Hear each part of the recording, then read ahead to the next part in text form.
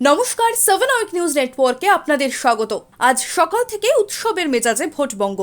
রাজ্যের যে 7টি জেলায় আজ ভোট পর্ব রয়েছে, সেই জেলাগুলিতে বিভিন্ন বুথের বাইরে ভোটারদের লম্বা লাইন। ব্যতিক্রম নয় বরানগরও। সেখানে নানান ভোট কেন্দ্রে কেন্দ্রীয় বাহিনীর কড়া নজরদারিতে শান্তিপূর্ণভাবে নিজেদের গণতান্ত্রিক অধিকার প্রয়োগ করছেন ভোটাররা। আর বরানগরের অলিতে গলিতে বিভিন্ন বুথে ঘুরছেন সেই বিধানসভা কেন্দ্রের বামফ্রন্ট মনোনীত সিপিআইএম প্রার্থী শয়নদীপ মিত্র। ভোট কেন্দ্রে গিয়ে কথা বলছেন পোলিং এজেন্টদের সঙ্গে। দেখুন সেই ছবি।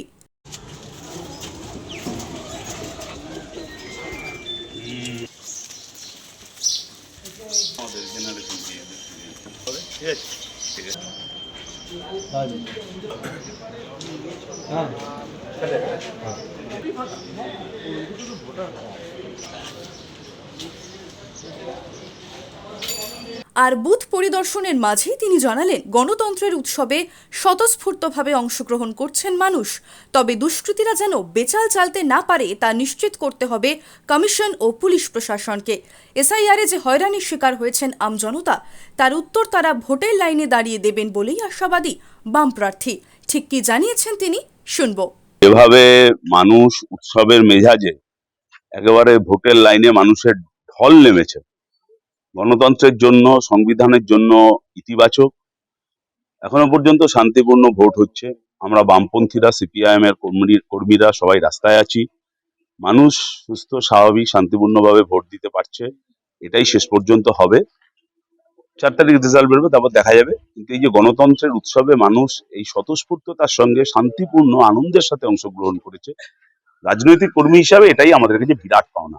যে নির্বাচন কমিশন যেভাবে উদ্যোগ গ্রহণ করেছেন, যা যা ব্যবস্থা গ্রহণ করেছেন, তাতে কি সম্পূর্ণটা দ্বিতীয় পর্যায়ে? দেখুন, এখনো শুরু, যদিও মর্নিং শোজ দ্য ডে, কিন্তু নির্বাচন কমিশন, আমি বলছি যে ডেমোক্রেসি, সংবিধান রক্ষায় তাদের প্রধান দায়িত্ব।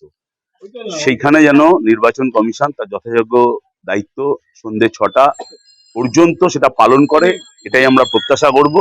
মানুষ ভোট দেওয়ার মেজাজে আছে, মানুষ উৎসবের মেজাজে আছে, মানুষের স্বতঃস্ফূর্ততার মেজাজে আছে, মানুষের লাইনে ঢল নেমেছে।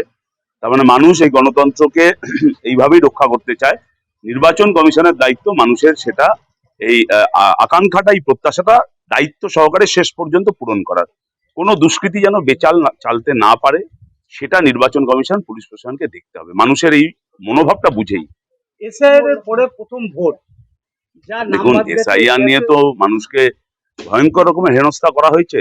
সংবিধান আমাদের অনেক অধিকার দিয়েছে, কিন্তু এখন যেটা টিকে রয়েছে সেটা হলো একটা ভোটাধিকার। এসআইআর এর পর বোঝা যাচ্ছে সেটাও মানুষের বিপন্ন হয়ে গেছে। এবং প্রথমে খুব শোনা হলো রোহিঙ্গা অনুপ্রবেশকারী, যদিও কোনো সেন্সাস নেই, কিসের ভিত্তিতে বলছে কিছু জানা গেল না।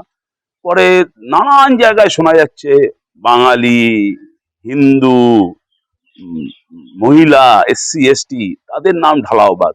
কালকে আমরা যখন বিভিন্ন আমাদের পার্টি দপ্তরগুলোতে ঘুরছি, বহু জায়গায় যে মানুষ তার ক্ষোভ উগড়ে দিচ্ছে। একজন তো আমাকেই বললো যে, দেখে কি আমাকে বাংলাদেশি মনে হচ্ছে, আমার কেন ভোটার তালিকায় নামটা বাদ গেল। এই মানুষের হেনস্থাটা করার কোনো দরকার ছিল না। এসআইআর নতুন কিছু নয়, 2002-তেও হয়েছে, এবারও হচ্ছে। এই যে মানুষকে এইভাবে হেনস্থা করা হলো এবং পশ্চিমবাংলার মানুষকে টার্গেট করা হলো, আমার মনে হয় যে ভোটের লাইনে দাঁড়িয়ে মানুষ তার উত্তর দেবে। Bureau report, 7 week news network. আরও বিভিন্ন খবরের আপডেট জানতে হলে 7 উইক নিউজ চ্যানেলটিকে সাবস্ক্রাইব করতে ভুলবেন না, কারণ আপনাদের একটা সাবস্ক্রিপশন আমাদের জন্য অত্যন্ত মূল্যবান। এবং সেই সঙ্গে আমাদের হোয়াটসঅ্যাপ চ্যানেলটিকে ফলো করতে এবং আমাদের ওয়েবসাইটটিকে ভিজিট করতে একেবারে ভুলবেন না কিন্তু। জয় হিন্দ।